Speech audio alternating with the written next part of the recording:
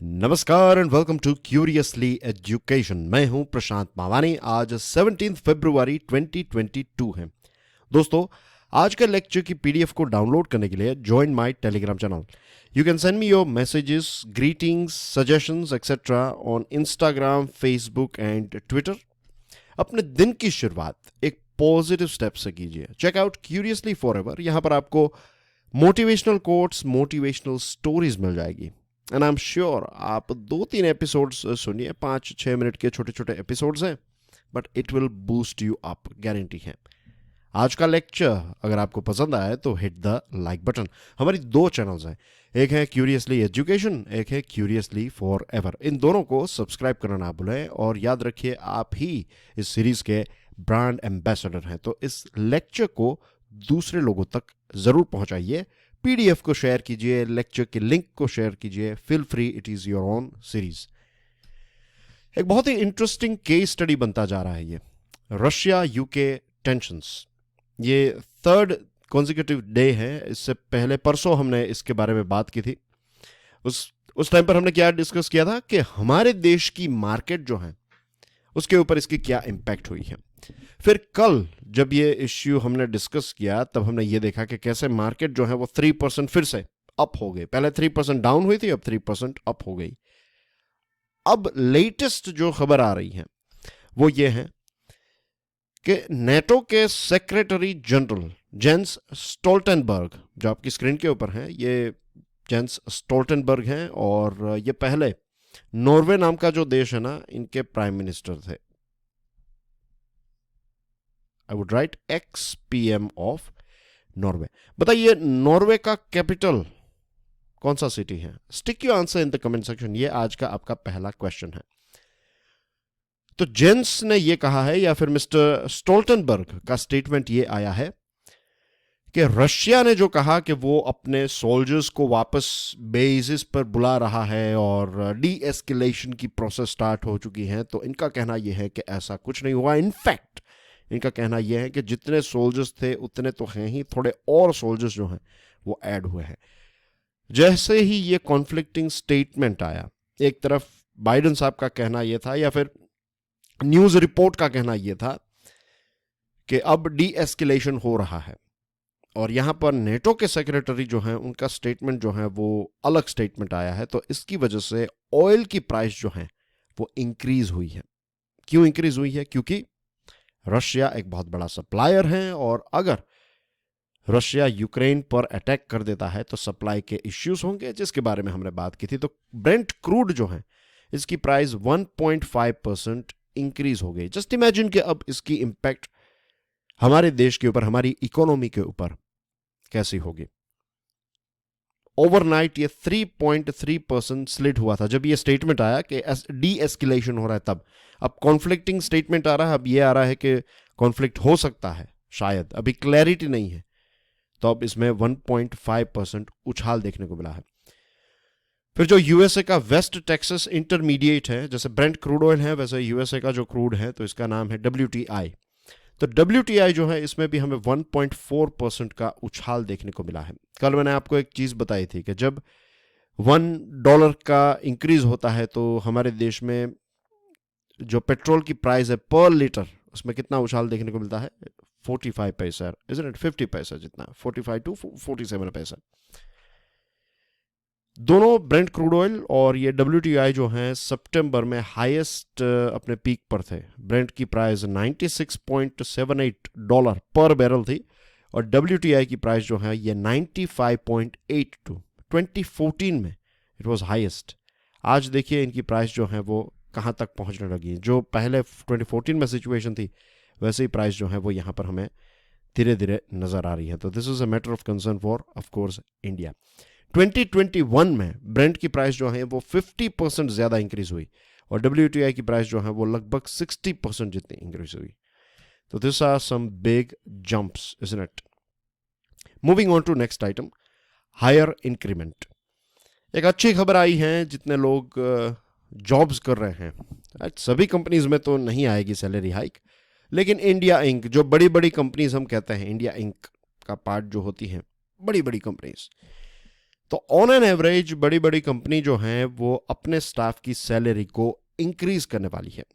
अब पेंडेमिक के जो कॉशंस थे और पेंडेमिक की वजह से कंपनीज जो है वो ज़्यादा पैसे खर्च नहीं कर रही थी, कंपनीज जो है वो नए इन्वेस्टमेंट नहीं कर रही थी, कोई रिस्क नहीं ले रही थी कंपनीज, राइट, क्योंकि चीज़ें क्लियर नहीं थी। बिजनेस में रिस्क तब लिया जाता है जब कैलकुलेटेड रिस्क लेते हैं, तो पता चलता है कि चलो ये करेंगे तो ऐसा होगा, ज़्यादा से ज़्यादा ऐसा होगा। तो एक एक कैलकुलेटेड रिस्क के साथ बिजनेस जो है वो आगे बढ़ता है। लेकिन जब आपके पास कोई क्लैरिटी ही नहीं है तो ऐसा समय पर कोई भी कंपनी जो है वो सैलरी इंक्रीज नहीं करेगी। लेकिन अब सैलरी इंक्रीज की जा रही है, इसका मतलब यह है कि चीज़ें जो हैं वो बैक टू नॉर्मल होने लगी हैं। एओन नाम की एक कंपनी है, ये सर्वे करती हैं और इसने 1500 जितनी कंपनीज का सर्वे किया और पता चलता है कि ऑन एन एवरेज 9.9% जितना हाइक जो है वो मिलेगा। 9.9%, विच इज नॉट बैड, ये एवरेज बात है।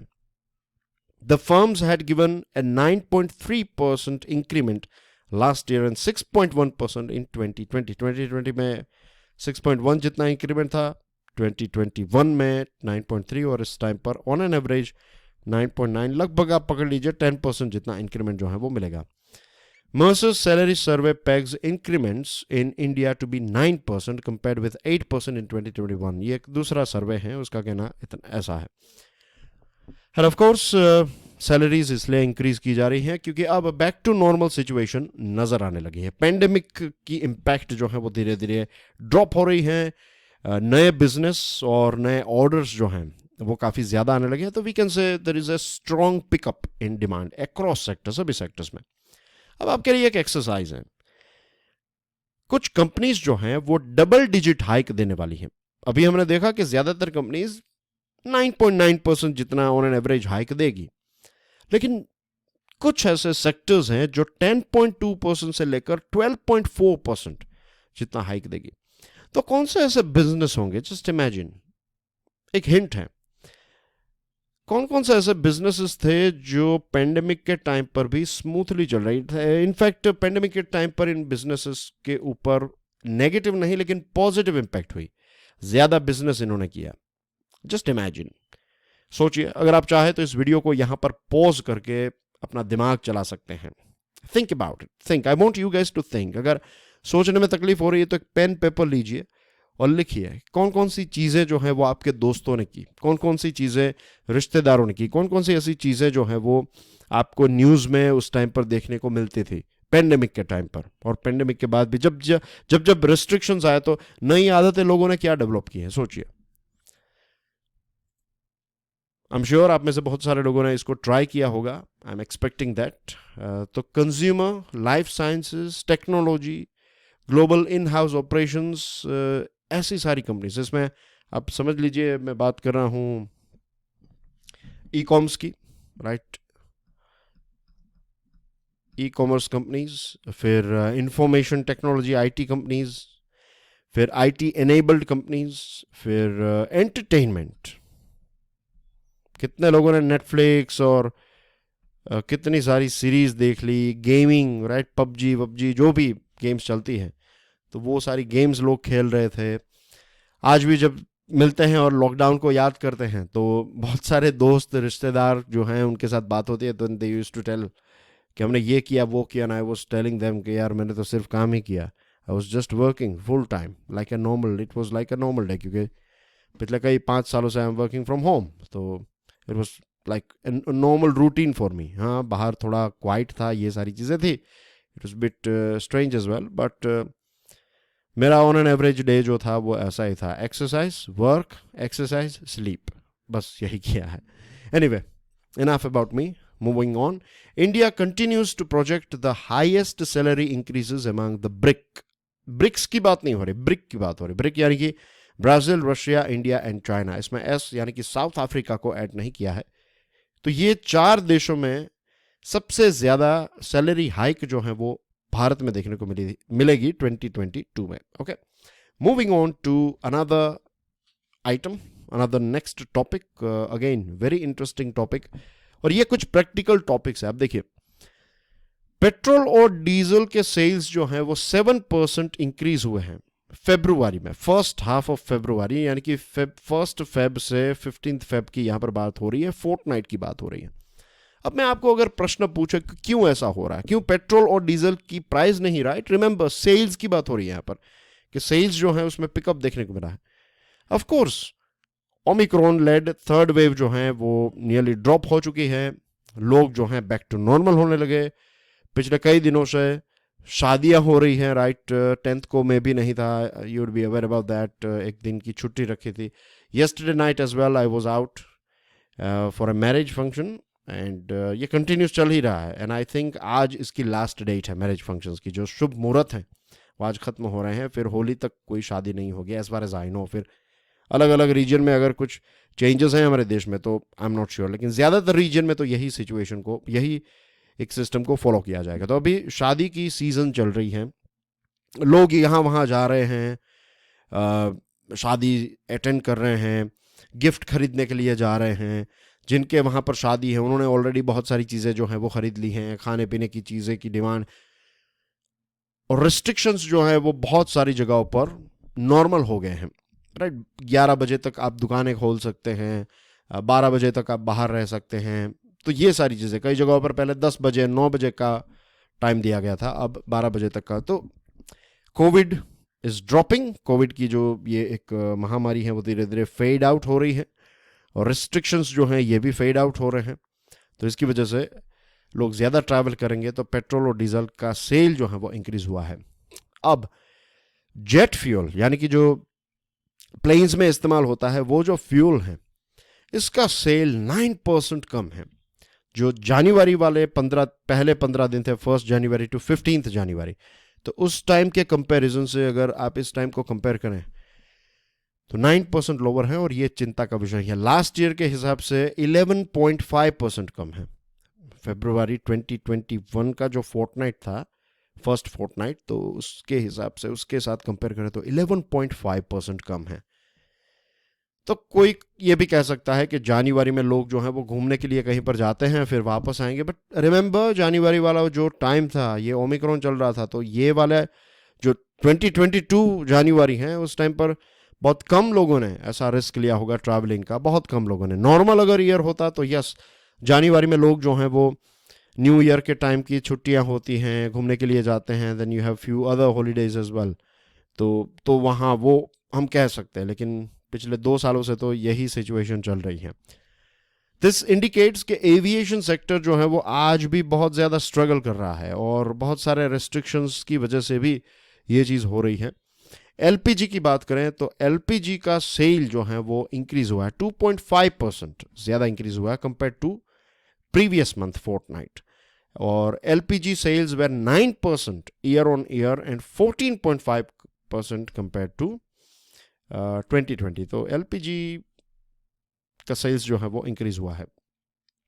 फिर पेट्रोल की बात करें तो क्योंकि पेट्रोल जो है वो पर्सनल व्हीकल यानी कि 2 व्हीलर्स और कार्स में, ज़्यादातर जो कार्स है फैमिली कार्स, छोटी कार्स जो हैं हैचबैक एंड अदर सेडान्स, तो इन कार्स में पेट्रोल कार्स का ही सबसे ज़्यादा इस्तेमाल होता है। तो पेट्रोल का सेल जब बढ़ता है दैट मीन्स के पर्सनल व्हीकल का इस्तेमाल भी लोग ज़्यादा कर रहे हैं।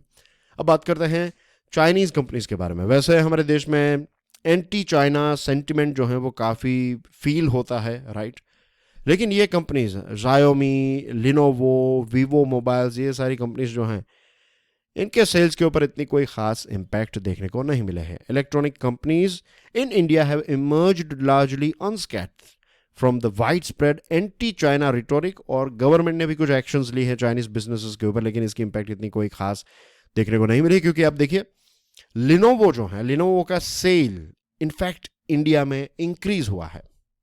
लिनोवो ने ज़्यादा कंप्यूटर्स बनाए और ज़्यादा बेचे।